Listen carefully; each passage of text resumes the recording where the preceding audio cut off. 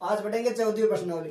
14वीं प्रश्नावली में एक एक नंबर के कुल 4 क्वेश्चन आएंगे, यानी 4 नंबर आएंगे, एक एक नंबर वाले क्वेश्चन आएंगे टोटल। ठीक है, तो एक एक नंबर वाले क्वेश्चन कैसे आ सकते हैं, जैसे माध्य, माध्य क्या बहुलक, इनकी परिभाषा पूछ सकता है। तो माध्य क्या होता है, माध्य होता है संख्याओं का योग। माध्य क्या होता है, संख्याओं का योग बटा कुल संख्या।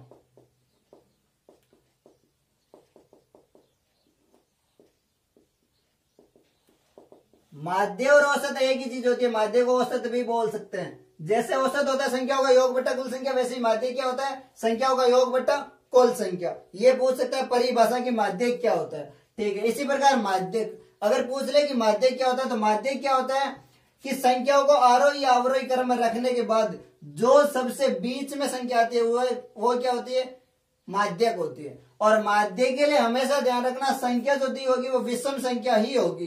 अगर एक नंबर में क्वेश्चन आ रहा है तो संख्या विषम संख्या ही होगी, जैसे 3 हो सकते हैं, 5 हो सकते हैं, 7 हो सकते हैं, कोई भी हो सकता है। माध्य क्या होता है, संख्याओं को आरोही अवरोही क्रम में रखने के बाद जो बीच में संख्या आती है वो माध्यक होता है। अब बहुलक, बहुलक क्या होता है, बहुलक होता है जो सबसे ज्यादा बार आने वाली संख्या बहुलक होती है। ठीक है, तो माध्य क्या होता है, संख्याओं का योग बटा कुल संख्या। माध्यक होता है कि संख्याओं को आरोही या अवरोही, चाहे आरोही क्रम में रखो या अवरोही क्रम में रखने के बाद जो ठीक बीच में संख्या आती है वो क्या होती है, माध्यक होती है। और बहुलक क्या होता है कि जो सबसे ज्यादा बार आती है वो संख्या बहुलक होती है। ये तो हो गई इनकी परिभाषा। अब मान लो परिभाषा नहीं पूछ के एक नंबर में क्वेश्चन दे दी, ये संख्या दे दी और पूछ ले इसका माध्य निकालो या माध्यक निकालो या बहुलक निकालो, आ सकता है क्वेश्चन ऐसे। तो सबसे पहले माध्य, माध्य, माध्य के लिए मैंने क्या बताया, संख्याओं का योग बट्टा कुल संख्या। योग कर लेते हैं, 2 और 3 5, 5 और 5 10, 7 17, 3 20, 27, 3 30, 40 और 45, कितने हो गए 45 बट्टा कुल संख्या कितने, 3 3 6 और 3 9 9, यानी माध्य कितना हो गया 5। अगर ये क्वेश्चन देके पूछ ले माध्य निकालो, आएगा कोई सब एक नंबर में माध्य पूछ सकता है, माध्य क्या बहुलक, बस संख्या चेंज हो सकती है, इसलिए मैंने एक क्वेश्चन में 3 बता दिए। अब देखो माध्य, माध्य के लिए क्या बताया मैंने, संख्या को आरोही या अवरोही। तो मैं रख लेता हूं आरोही क्रम में, सबसे छोटी संख्या क्या है 2, 2 के बाद 3, 3 कितनी बार है 1 2 3, यानी 2 के बाद 3 3 3, उसके बाद 5 यानी 5 5, फिर 7 7 7 और फिर 10। अब देखो सबसे छोटी 2 यानी आरोही क्रम हो गई ना, फिर 3 फिर 5 और 7 यानी 3 3 6 और 3 9।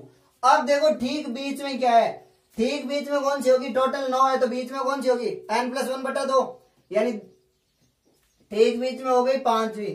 4 इधर से चाहे 4 इधर से कहीं से भी छोड़ दो, तो इसका माध्यक क्या होगा, इसका माध्यक भी 5 होगा, माध्यक क्या हो जाएगा 5। अब बहुलक, बहुलक क्या होता है सबसे ज्यादा बार। अब देखो यहां सबसे ज्यादा बार क्या है 3 है ना, तो इसका बहुलक क्या होगा, इसका बहुलक होगा 3। ठीक है, तो एक नंबर में क्वेश्चन आ सकता है माध्य, माध्यक और बहुलक परिभाषा पूछ सकता है, या फिर परिभाषा नहीं पूछेगा तो ऐसी क्वेश्चन दे देंगे, माध्य निकालना है तो योग बटा कुल संख्या, माध्य के लिए आरोही अवरोही क्रम में रखने के बाद ठीक बीच वाली संख्या। और बहुलक क्या होता है जो सबसे ज्यादा बार आती है, यहाँ सबसे ज्यादा बार 3 है। अब माध्य, माध्यक और बहुलक एक समान भी हो सकता है, अलग अलग भी हो सकते हैं, कुछ भी हो सकते हैं। ठीक है, और बीच वाली संख्या कैसे निकालते हैं, बीच वाली निकालने के लिए n+1 बटा 2, क्योंकि विषम संख्या तो n+1 बटा 2 ही होगा। ठीक है, अब देखो इसके अलावा क्या पूछ सकता है, एक नंबर में पूछ सकता है त्वरण किसे कहते हैं। 14.4 में पढ़ा था त्वरण। त्वरण क्या होता है, संचयी बारंबारता का जो ग्राफ बनाते हैं, यानी वक्र या कर्व बोल सकते हैं। संचयी बारंबारता का जो ग्राफ होता है उसको क्या बोलते हैं, त्वरण हम बोलते हैं। तो ये क्वेश्चन आ सकता है एक नंबर में, ध्यान रखना, संचयी बारंबारता का वक्र को त्वरण कहते हैं। इसके अलावा क्या आ सकता है, बहुलक वर्ग। बहुलक वर्ग कौन सा होता है, जिसकी बारंबारता सबसे ज्यादा हो वो बहुलक वर्ग होता है। जैसे ये मान लो क्वेश्चन है और इसमें बारंबारता है, ये f है, तो बारंबारता सबसे ज्यादा कौन सी है, इसमें मान लो f दिया होने, मान लो यहाँ पे होता है 1, तो सबसे ज्यादा क्या होती 5, या फिर यहाँ मान लो ये, अब मैंने यहाँ 2 दे दी, हो सकता है 1 ही होगी, 2 तो हो नहीं सकती। तो बहुलक वर्ग कौन सा होता है, जिसकी बारंबारता सबसे ज्यादा होती है। अब ये पूछ सकता है कि माध्य, माध्यक और बहुलक में संबंध ज्ञात कीजिए या संबंध लिखिए। तीनों में एक संबंध होता है, 3 माध्यक बराबर 2 माध्य प्लस बहुलक, ये तीनों में संबंध। एक नंबर में क्वेश्चन पूछ सकता है माध्य, माध्यक और बहुलक में संबंध लिखिए, तो क्या लिखूंगा, 3 माध्यक बराबर 2 माध्य प्लस बहुलक। ठीक है, और फॉर्मूला कोई सा भी फॉर्मूला भी पूछ सकता है किसका, बहुलक और माध्यक का, बहुलक और माध्यक का ये भी फॉर्मूला पूछ सकते हैं कि सूत्र लिखो 1 नंबर में। तो सूत्र वाले वीडियो मैंने सूत्र बता दिए थे, यहाँ नहीं बताऊंगा। ठीक है, अब देखो इसके अलावा क्या आ सकता है 1 नंबर में कि तुम्हें एफ दे दिया, सी एफ दे दिया, यानी एफ और सी एफ दो टेबल दे दिए से बना के। ठीक है, और पूछ रहा है एफ का मान, या एक्स दे दिया और एफ दे दिया, सी एफ दे दिया और इस एफ का मान पूछ रहा है। ठीक है, या फिर मान लो इस एफ की जगह कोई वैल्यू दे दी और सी एफ बनाना पूछ सकता है। तो इसके लिए क्या करेंगे, मैंने बताया था कि जो एफ का योग होता है ना, एफ का योग और जो सी एफ का लास्ट वाला, ये दोनों क्या होते हैं, बराबर होते हैं ना, क्योंकि सी एफ क्या होती है, सी एफ का योग ही होता है। तो अब देखो यहाँ पे योग कितना आ रहा है 25, तो मैं इनको जोड़ लेता हूं, 2 और 3 5, 5 और 5 10, 4 14, 14 और 3 17, 17 और 5 22।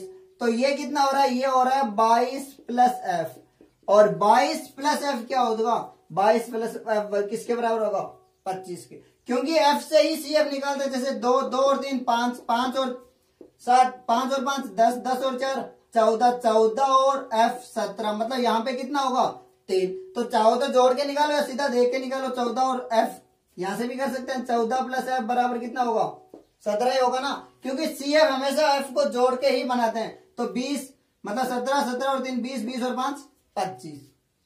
तो ये पूछ सकते हैं एफ दे दी, सी एफ दे दिया और कोई एक बीच में छोड़ दिया, और वो पूछ ले कि एफ क्या होगा, या फिर एफ की जगह सी एफ पूछ ले, जैसे यहाँ पे 3 दे दे और यहाँ पे छोड़ दी जगह, तो यहाँ पे मैं क्या लिखूंगा 17, क्योंकि सी एफ क्या होती है, एफ का योग होता है। ठीक है, इसके अलावा क्या पूछ सकता है, यहाँ पे एक्स दे दिया मतलब वर्ग अंतराल दे दिया, एफ दे दिया और दिया हुआ है कि सी एफ 25 है, तो एफ निकालो। अब क्या है, सी एफ क्या होता है, योग ही होता है एफ का, फिर जोड़ लो 2 और 3 5, 5 10, 3 13, 3 16 और 5 21, यानी 21 प्लस एफ बराबर कितना है 25। तो एफ का मान कितना होगा 4, क्योंकि एफ क्या होती है, सी एफ हमेशा एफ का योग होता है। ठीक है, इसके अलावा क्या आ सकता है, मान लो जैसे यहाँ पे वैल्यू आ गई एफ कितना है 4, तो ये पूछ सकता है कि सी एफ बनाइए, मतलब सी एफ वाली टेबल बनाए। तो सी एफ वाली टेबल क्या बनाते हैं, एफ का योग ही बनाते हैं ना। जैसे ये दे दिया, तो अगर मुझे मान लो सी एफ बनाना है तो मैं सी एफ क्या लिख दूंगा, सी एफ यहां 2, फिर 2 और 3 5, 5 और 5 10, 10 और 4 14, 14 और 3 17, 17 और 3 20, 20 और 5 25। तो सी एफ वाली टेबल पूछ सकता है। ठीक है, तो 14वीं प्रश्नावली में 4 आएंगे, 1 नंबर की क्वेश्चन ये आ सकते हैं। और ध्यान रखना फॉर्मूले बहुत जरूरी है, फॉर्मूला पक्का पूछ सकता है सीधा 1 नंबर में, क्योंकि 4 क्वेश्चन आएंगे। अब मान लो माध्यम आदि का बहुलक में से कोई एक पूछेगा, एक कोई फॉर्मूला पूछ लिया, ठीक है, और एक ऐसी टेबल दे सकता है, और त्वरण पूछ सकता है या बहुलक वर्ग पूछ सकता है। तो 4 क्वेश्चन बनाने पड़ेंगे ना। अब ये तो है नहीं कि तुम्हें ये बहुत बड़ा देके 1 नंबर में बहुलक निकालना पूछेंगे या माध्यक पूछेंगे, या माध्यक वो तो दे नहीं सकते। माध्यक या माध्यक और बहुलक अगर आएगा तो 1 नंबर में ऐसे ही आएगा, ये नहीं कि वर्ग अंतराल दे दिया, एफ दे दिया, अब इसका माध्य निकालो। ये अगर आएगा माध्य माध्यक बहुलक, तो ये कितने में आएगा, ये हमेशा 4 नंबर वाला क्वेश्चन ही आएगा। और एक पक्का क्वेश्चन आएगा 14वीं प्रश्नावली से 4 नंबर में, 3 ही है, माध्य माध्यक और बहुलक, बस तीनों में से कोई सा भी एक क्वेश्चन पढ़ लेना, सारे क्वेश्चन हो जाएंगे। क्योंकि वहां पे क्या है, सिर्फ वैल्यू तो चेंज करेंगे। तो हो सके तो 14.3 का पहला क्वेश्चन पढ़ के जाना, उसमें माध्य माध्यक और बहुलक तीनों पूछे। अगर वो एक क्वेश्चन ढंग से पढ़ लोगे ना तो सारे वैसे ही हो जाएंगे। तो 14.3 का पहला क्वेश्चन, या फिर कोई सा भी एक माध्यक का, एक माध्यक का और एक बहुलक, सिर्फ 3 क्वेश्चन पढ़ने की जरूरत है। और ध्यान रखना माध्यक, जैसे ये बहुलक वर्ग है वैसे माध्यक वर्ग, ये ध्यान रखना माध्यक वर्ग वो नहीं होता जिसकी बारंबारता सबसे ज्यादा होती है। माध्यक वर्ग वो होता है जिसमें सी एफ वाला या n/2 का मान आए।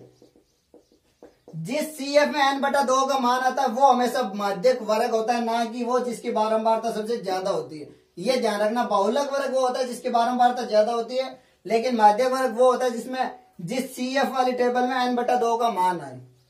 तो ये 3 क्वेश्चन पढ़ने से 4 नंबर पक्के हो रहे हैं। एक एक क्वेश्चन कोई सा भी पढ़ लेना, या फिर 14.3 का पहला क्वेश्चन पढ़ लेना, 4 नंबर वैसे ही पक्के हो जाएंगे। क्योंकि वहां पे क्वेश्चन में सिर्फ और सिर्फ संख्या चेंज करेंगे, तरीका तो वही रहेगा ना, माध्य निकालना है, चाहे माध्यक या बहुलक, फॉर्मूला चेंज नहीं हो सकता ना। तो ये पढ़ के जाना।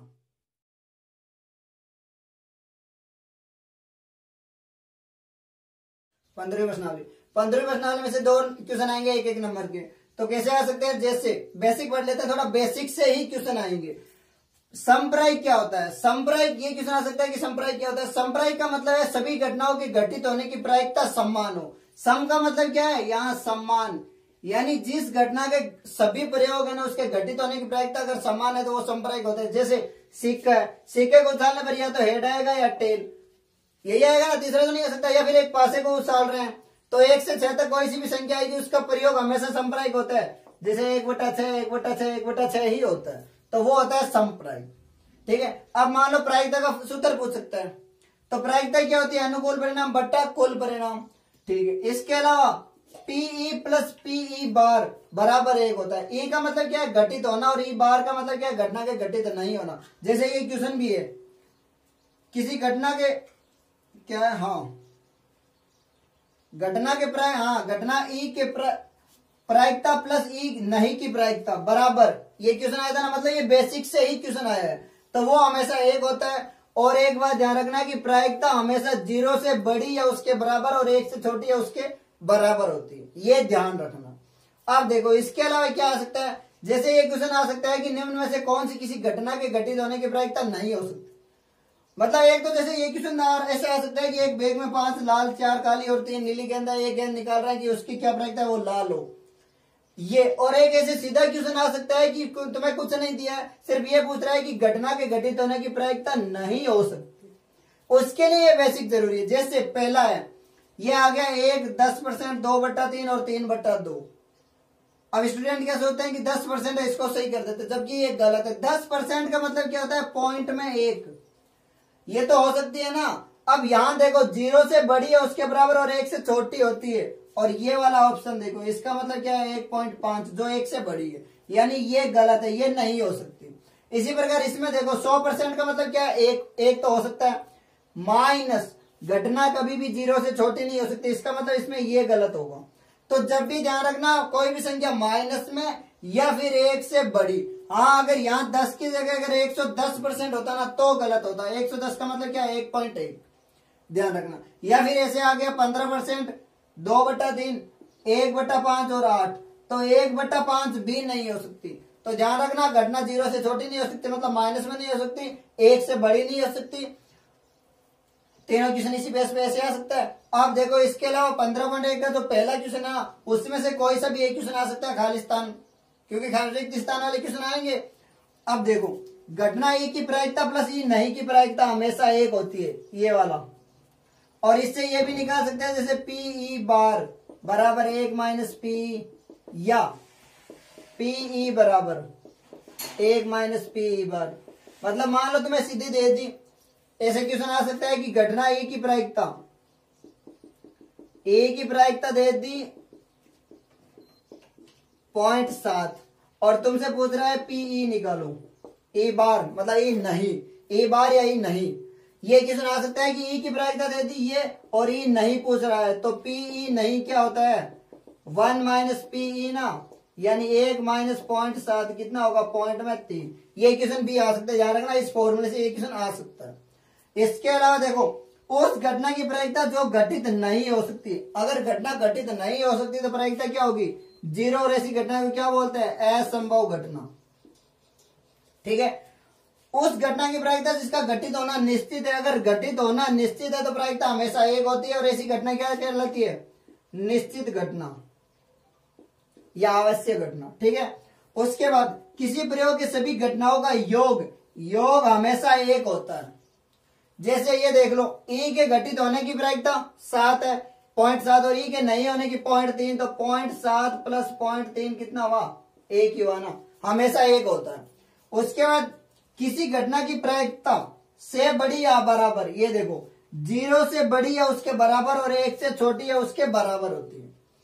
फिर ये क्वेश्चन आ सकता है, ये ध्यान रखना, एक तो ये वाला क्वेश्चन आ सकता है कि घटना की प्रायिकता दे दी और नहीं का पूछ लिया, या फिर नहीं की प्रायिकता दे दी और घटना का पूछ लिया, मतलब इस फॉर्मूले से। उसके बाद क्या आ सकता है, जैसे एक बैग में 5 लाल, 4 काली और 3 नीली गेंद है, एक गेंद यादव से निकालती है, इसकी क्या प्रायिकता है कि वो गेंद लाल हो, तो इसके लिए ये वाला फॉर्मूला लगेगा। अब देखो कुल परिणाम कितने हैं, कुल तो परिणाम फिक्स है, इसमें कितने हैं 5 और 4 9, 9 और 3 12, यानी कुल परिणाम आ गए 12। अब ये लाल, पी लाल की प्रायिकता, अब लाल के लिए अनुकूल का मतलब क्या है कि यहाँ पे लाल कितनी है 5, तो पी लाल यानी रेड लिख दूं मैं, पी रेड कितनी होगी 5/12। अब ये देखो पी लाल नहीं हो, अब पी लाल नहीं है इसकी इस फॉर्मूले से निकाल सकते हैं, पी अगर लाल नहीं है तो 1 माइनस पी होगा। या दूसरा तरीका क्या है, एक तो इस वाले फॉर्मूले से, इस वाले से अगर निकालेंगे तो ये क्या आएगा 1 माइनस 5/12 यानी 7/12। या दूसरा तरीका क्या है, अगर पी लाल नहीं है ना यानी पी रेड नहीं है, उसकी प्रायिकता क्या होगी, अगर लाल नहीं है तो पीछे कौन सी बची काली और नीली, यानी P black plus pea blue. ठीक है, दोनों बी भी आ रहे हैं तो इसको नीला लिख देता हूं, ये लो, यानी काली और नीली। अब देखो काली और नीली 4 और 3 7, तो उसकी प्रायिकता भी क्या आ रही है 7/12। हमेशा ध्यान रखना नई वाले क्वेश्चन दो तरीकों से निकाल सकते हैं, एक तो इस फॉर्मूले से और एक नहीं है तो वो क्या होगा, जो पीछे बचे उन सबके योग के बराबर होती है। ठीक है, अब मान लो पूछ लिया काली नहीं है, अगर काली नहीं है ना तो इसके लिए सीधा ये फॉर्मूला लगाओ, क्योंकि काली नहीं है पहले काली निकालोगे फिर नहीं की निकालोगे, इससे अच्छा है कि काली नहीं है। अगर पी काली नहीं है ना तो क्या होगी पी लाल प्लस नीली। भाई अगर काली नहीं है तो लाल और नीली होगी, और लाल और नीली कितनी है 5 और 3 8, यानी इसका हो जाएगा 8/12, और 8/12 को मैं 2/3 लिख सकता हूं। और ये आ सकता है कि सफेद, अब पी सफेद, सफेद की प्रायिकता क्या होगी, अनुकूल परिणाम क्या है सफेद के लिए, अब इसमें कुछ भी नहीं है तो सफेद क्या होगा 0/12, यानी क्या हो सकती है 0। ये मत सोचना कि सफेद इसमें दी हुई नहीं है तो क्वेश्चन गलत है, क्वेश्चन गलत नहीं होगा, पी सफेद इसमें है नहीं तो अनुकूल परिणाम क्या है 0 और कुल परिणाम 12। तो ध्यान रखना इसमें से 2 क्वेश्चन आएंगे, फॉर्मूला कम ही चांस से पूछे, ये पूछ सकता है या फिर ये वाला, मतलब ये रिक्त स्थान 15.1 का पहला क्वेश्चन पूछ सकता है, ये नहीं आएगा तो ये आ सकता है, तुम्हें किसी घटना के घटित होने की प्रायिकता दे देगा और उसके नहीं होने की प्रायिकता पूछ सकता है, और अगर ये नहीं है तो 1 नंबर में ये क्वेश्चन आएंगे।